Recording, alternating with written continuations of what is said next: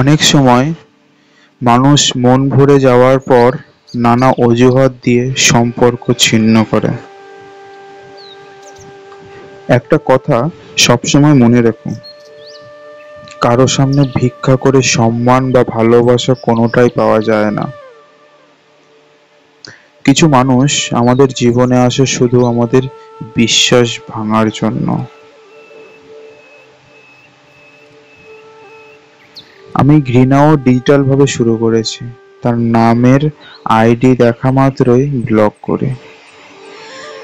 যদি আমার প্রতি এতই বিশ্বাস থাকে, তবে আজ এমন প্রার্থনা করো যাতে তোমার ইচ্ছে পূরণ হয় এবং আমার জীবনও।